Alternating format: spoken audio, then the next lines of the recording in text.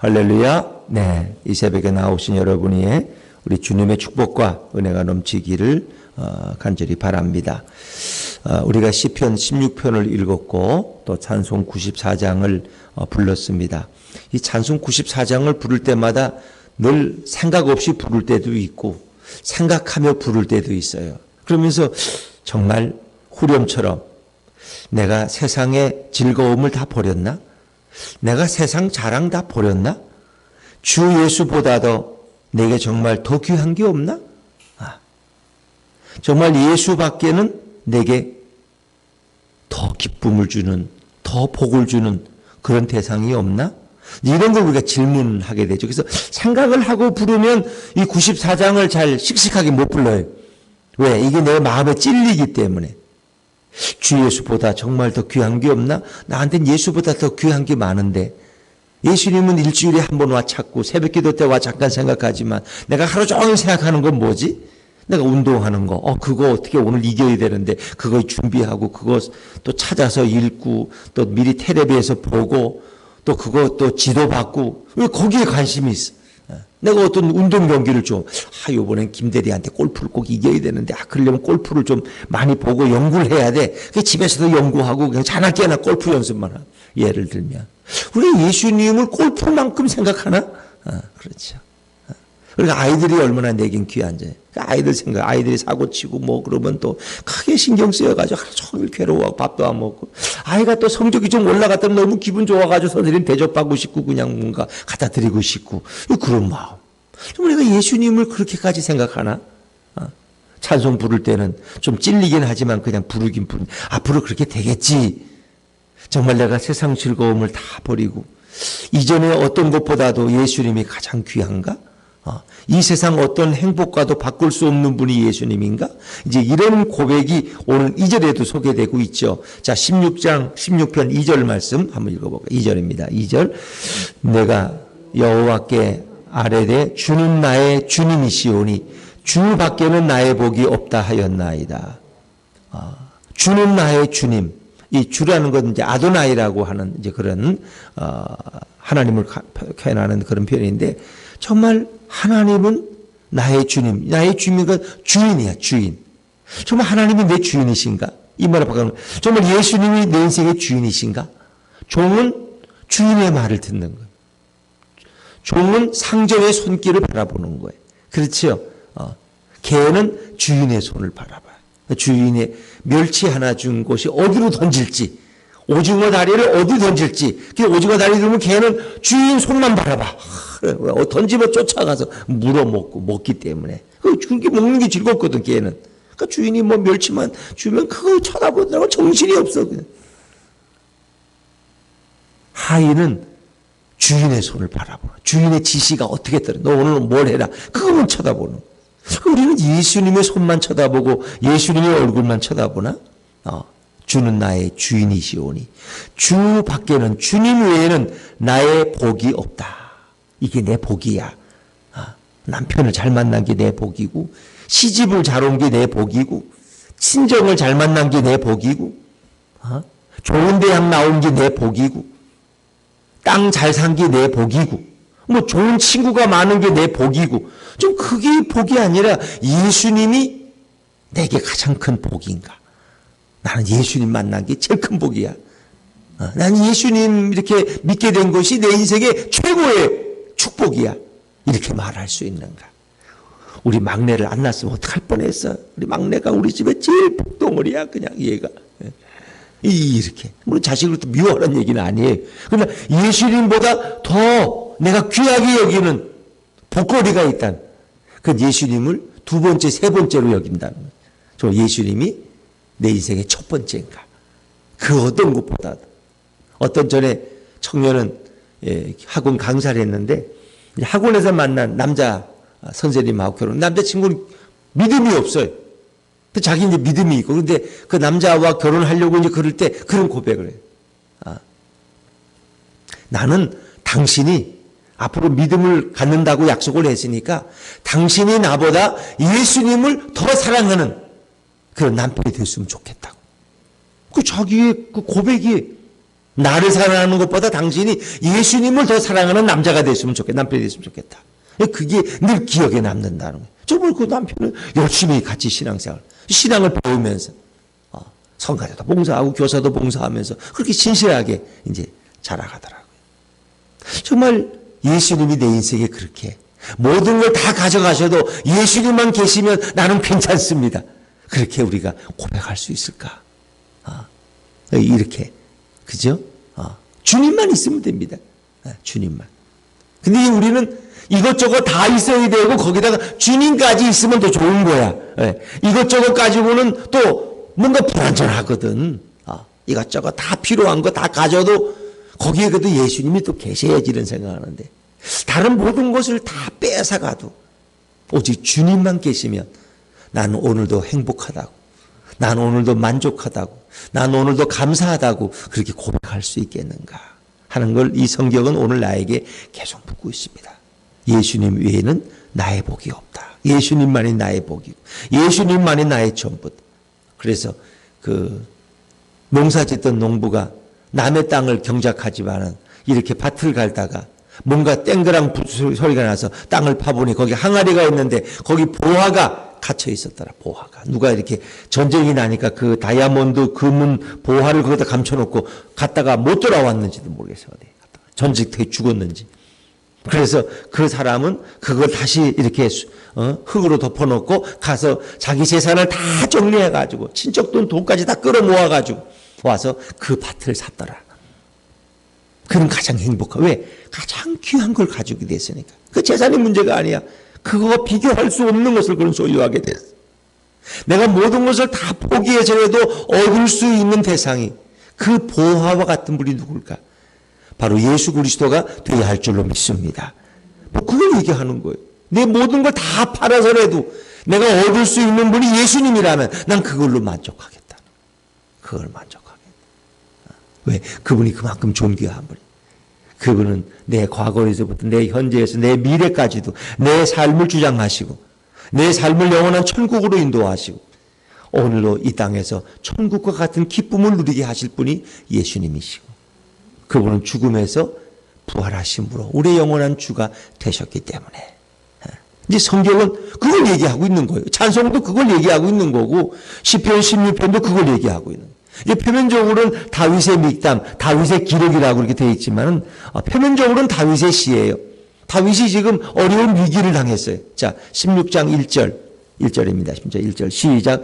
하나님이여 나를 지켜주소서 내가 주께 피하나이다. 이건 다윗의 고백이에요. 하나님 나를 지켜주소서. 왜? 다윗이 지금 생명의 위협 가운데 있는 거예요. 그런데 그 다윗을 위협하는 자들 앞에서 친구가 말하기를 너도 우상에게 같이 예물을 드려라. 그래야 너가 안전할 수 있어. 이렇게 권하는 거야. 하나님만 섬겨가지고는 안 돼.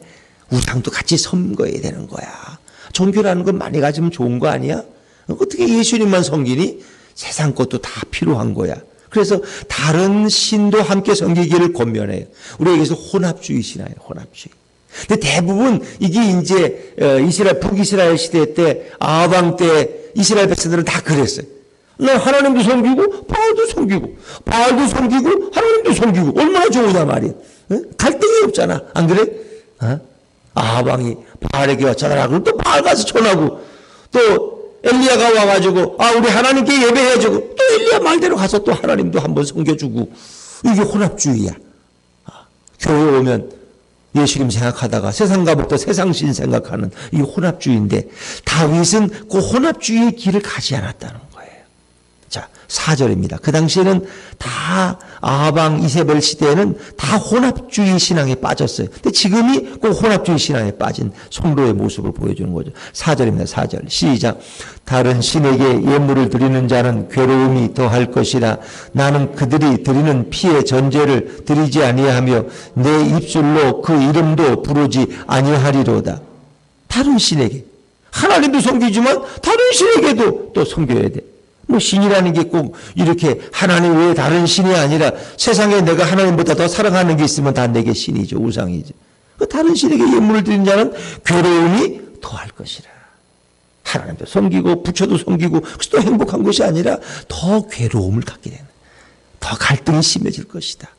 나는 그들이 드리는 피의 전제를 드리지 아니하며. 이 다윗의 고백이 나는 그들이 드리는 이 혼합주의자들이 드리는 그런 이 피의 전제라는 것은 피로 드리는 제사인데 이거 하나님 앞에 드리는 제사가 아니라 자기 자식을 잡아서 자식을 우상 앞에 드리는 몰렉신 앞에 드리는 이런 혼합주의자들의 그런 제사를 나는 드리지 않겠다.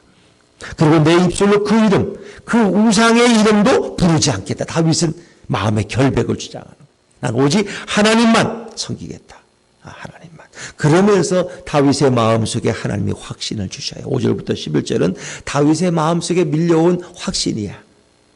하나님이 내 옆에 계시니까 내가 기뻐하고 감사하고 내가 안전하고. 근데 여기서 말하는 그 나의 기업, 나의 산업, 나의 하나님, 나의 주, 다 누구를 얘기하냐? 예수님을 가리키고 있는 거예요. 그러니까 다윗이 어떤 상황 가운데서, 그 위기 가운데서 나는 우상 숭배 안 하고 오직 하나님만 섬기겠다고 고백하면서 이렇게 몸부림치고 그랬는데 하나님이 그의 마음에 확신을 주시고 그를 안전하게 영과 육을 지켜주셨어요. 그래서 그가 고백한 것이 있는데 그것이 무슨 고백이냐? 이 땅에 오시는 예수님을 섬기는 성도의 고백이에요. 그래서 성경은 참 놀라운 거예요. 욥이 이유도 모르고 원인도 모르는 고난을 당했지만 그 고난을 통해서 이 땅에서 예수님이 당하지 않을 고난을 당하신 그것을 욥기를 통해 보여주는 거예요. 그러니까 참 하나님은 참 놀라워. 요셉을 통해서 예수님을 보여주고 아브라함을 통해서 예수님을 보여주고 모든 성경은 다 예수님에 관해서 말씀하고 있는 거예요. 그래서 예수님을 모신 성도의 삶이 어떤 거냐. 2절에 바로 예수님을 모신 성도의 삶에는 예수님이 나에게 가장 큰 복이다. 예수님보다 더 귀한 복은 없고 예수님이 바로 나의 주인이시다. 고백하는 거예요. 그리고 예수님을 섬기는 성도가 얼마나 행복하냐. 3절입니다. 3절 말씀. 3절 시작. 땅에 있는 성도들은 존귀한 자들이니 나의 모든 즐거움이 그들에게 있도다. 땅에 있는 성도들. 이 땅에 있는 성도들은 하늘에 있고 땅에 있는 성도들이 아니라 이것은 하나님과 특별한 언약의 관계를 맺은 하나님 앞에 예수님 앞에 충성하는 그런 성도들은 어떤 자들이냐? 존귀한 자들이라는 거예요. 그런데 이게 보통 세상에서 존귀한 게 아니라 신령한 세상에서 영광과 존귀를 받는 자들이라는 거예요. 그 뭐예요? 하나님 나라에서 가장 귀한 자가 바로 성도들이다. 그래서 예수님이 부어주시는 그 즐거움이 성도의 마음속에도 그대로 존재한다는 거예요. 자, 그걸 건너뛰어서 예수님을 모신 성도에게는 바로 예수님이 나의 산업과 나의 기업이 되시고, 자, 5절입니다. 5절 시작. 여호와는 나의 산업과 나의 잔의 소득이시니 나의 분깃을 지키시나이다. 그래서 구약의 백성들은 이스라엘 백성 레위 지파 같은 경우는 특별히 뭐예요? 땅을 유업으로 받지 못했어요. 왜? 하나님이 그들의 기업이니까. 하나님이 그들의 분깃이야. 우리의 기업은 바로 하나님이라, 예수님이라는 거예요. 예수님. 그래서 5절에 여호와는 나의 산업과 나의 잔의 소득이시니, 다윗은 시편 24편 보세요. 여호와는 나의 목자이시니, 그렇게 고백했죠. 바로 하나님이 나의 산업, 나의 잔의 소득. 내 모든 2년 동안 노력한 것의 결과가 바로 하나님이 나의 기업이고, 내가 결국은 뭐예요? 천국을 기업으로 이어받잖아요. 그 천국의 주인은 바로 예수님이. 그리고 그 영원한 천국을 들어가는 내 인생을 누가? 우리 예수님이 지켜주시고 나를 그것까지 인도해 주시는 거예요. 예수님이 나의 산업이, 예수님이 나의 전부예요. 세상의 어떤 재산, 재물보다 더 귀한 분이 예수님. 그리고 온 우주는 다 예수님의 것이고 하나님의 것이에요. 오늘 성도의 또 다윗의 고백은 성도가 얼마나 행복하냐. 자, 6절입니다. 6절 시작. 내게 줄로 지어준 구역은 아름다운 곳에 있으며 나의 기업이 실로 아름답도다. 성도의 기업은 어디예요? 하나님이 우리에게 줄로 지어준 그 기업이 어디예요? 천국이야, 천국. 아름다운 곳은 바로 천국을 말하는 거예요. 나의 영원한 기업은 바로 천국에 있어요. 줄로 지어준 구역. 계시록에 보면은 이렇게 그 새 하늘과 새 땅, 새 이루어지는 데인데 그것을 이렇게 줄로 그어서 뭐 측량을 하는 기는. 그것은 아름다운 곳에 있다는 거예요. 줄로 지어준 구역은 그것은 바로 천국을 말하는 거예요. 내가 들어갈 천국은, 내 기업된 천국은 실로 아름답도다. 그것은 세상의 어떤 곳과도 비교가 불가능한 거예요. 그 아름다운 천국을 보고 온 바울에게는 세상에 어떤 것을 봐도 탐이 나요, 안 나요? 탐이 안 나요. 진짜 귀한 다이아몬드를 보고 온 사람은 세상에 보통 차고 다니는 것은 눈에 들어오지도 않아요. 관심도 없어, 거기에. 천국을 경험한 사람은 세상에 어떤 것이 눈에 들어오지가 않아. 좋아 보이지가 않아. 에이, 저까지 게 뭐야? 저걸 가지고 왜 이렇게 저렇게 생명을 걸고 저걸 얻으려고 그러지? 천국을 경험한 사람. 그 바울이 세상의 모든 것을 쓰레기처럼 여길 수 있는 것은 괜히 뻥치는 게 아니라 천국을 경험한 그에게는 세상의 어떤 것도 다 우스운 거야. 안 그래요, 여러분? 그렇잖아요. 비교가 되기 때문에.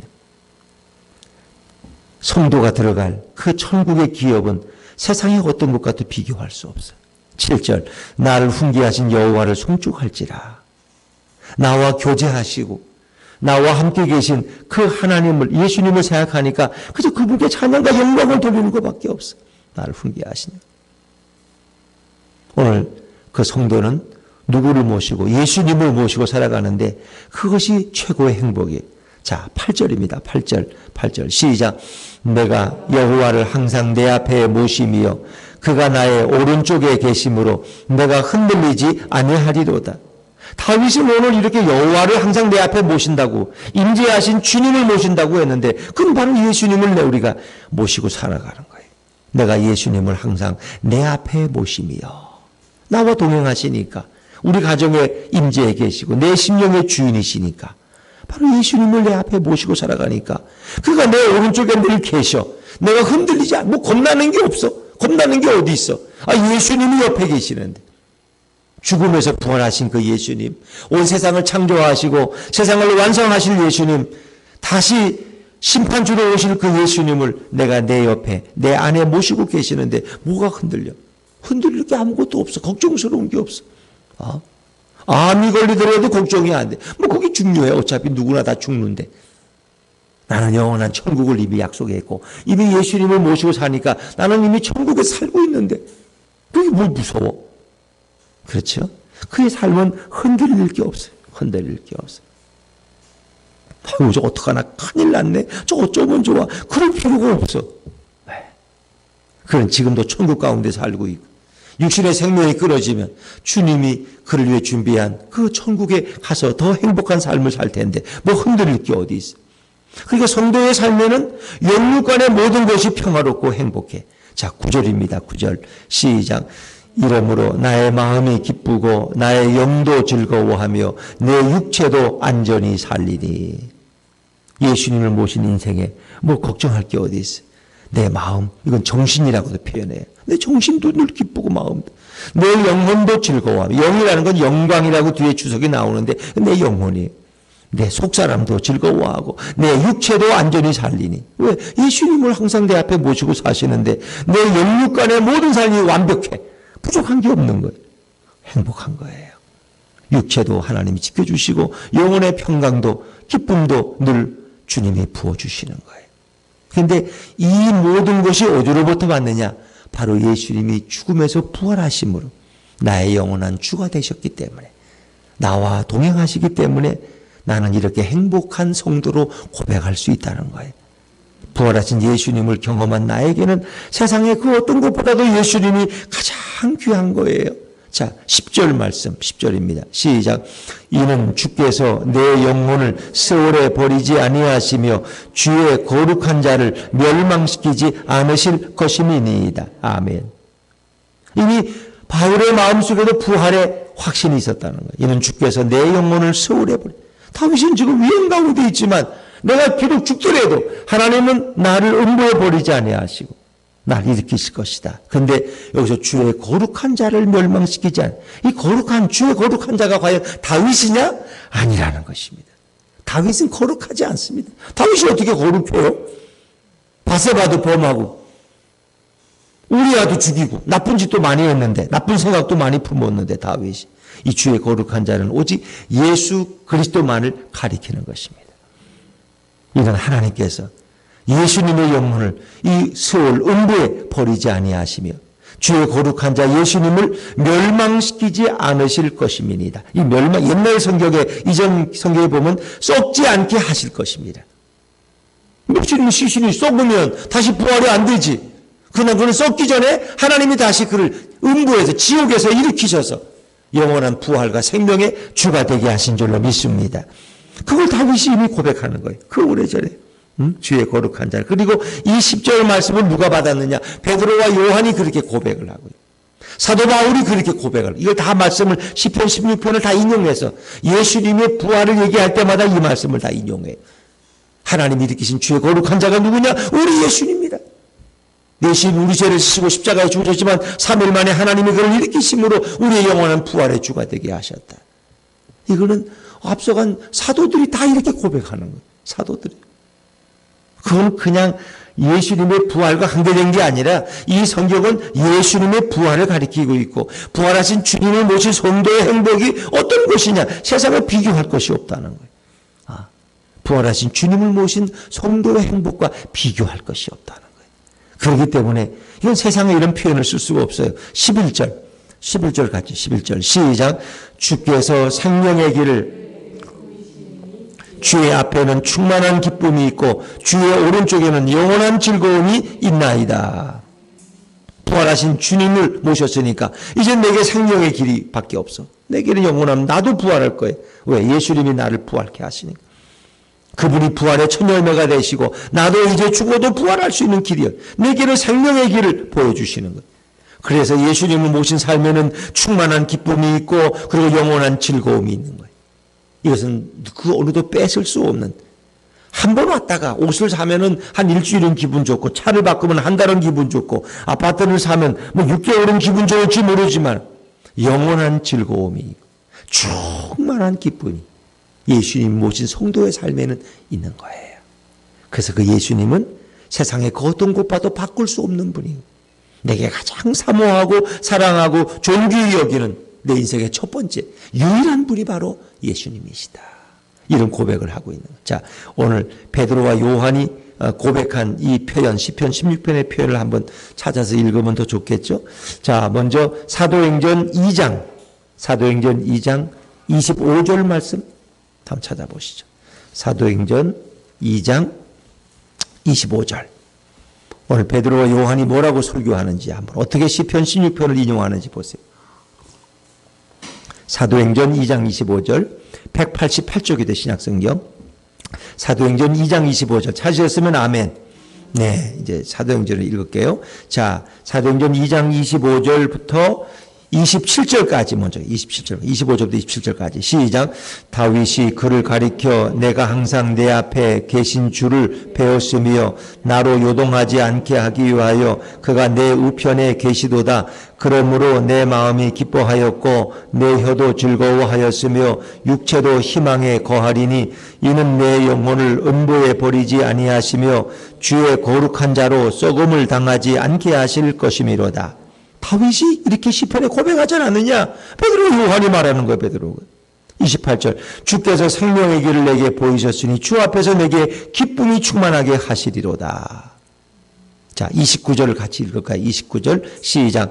형제들아 내가 조상 다윗에 대하여 담대히 말할 수 있노니 다윗이 죽어 장사되어 그 묘가 오늘까지 우리 중에 있도다. 30절 그는 선지자라 하나님이 이미 맹세하사 그 자손 중에서 한 사람을 그 위에 앉게 하리라 하심을 알고 31절 미리 본고로 그리스도의 부활을 말하되 그가 음부의 버림이 되지 않고 그의 육신이 썩음을 당하지 아니하시리라 하더니 31절에 다윗이 선지자야, 예언자야. 그가 미리 보았어. 자기의 후손 가운데 한 씨가 나는데 그분이 바로 메시아로 오실 분임을. 그래서 다윗은 그리스도의 부활을 말하고 있는 거야. 다윗이. 그가 음부의 버림이, 그가 다윗이 아니라 그 그리스도가 음부의 버림이 되지 않고 그의 육신이 썩음을 당하지 아니하시리라 하더니 다윗이 이렇게 고백을 했어. 그 메시아로 오신, 그리스도는 메시아란 말이죠. 메시아로 오시는 그 예수 그리스도가 썩지 않을 거라고. 음부에 버리지 않는다. 왜? 예수님도 죽어서 3일 동안 지옥에 들어갔거든, 지하에. 거기에 버림이 되지 않아요. 32절 시작. 이 예수를 하나님이 살리신지라 우리가 다 이 일의 증인이로다. 그 다윗이 예언한 그 예수님이 지금 이렇게 살아나셔서 하나님이 살리셨고 우리는 그것을 목도했다는 거예요. 왜? 우리는 그 부활하신 예수님을 만났고 그의 죽음의 현장을 지켰고 그분과 대화했고 그렇죠. 그분이 우리에게 사명을 주셨다는 거예요. 베드로의 고백이 베드로처럼 믿음 좋은 분이 여기 있어요. 베드로가 이렇게 다윗의 시편을 갖다가 예수님이 부활할 것을 인용했고 바로 그분이 바로 예수님이다 라고 말하죠. 자, 또 사도 바울은 뭐라고 고백했는지 또 한번 찾아보실까요? 사도 바울 사도행전 13장 35절 사도행전 13장 35절 바울이 뭐라고 고백을 했어요?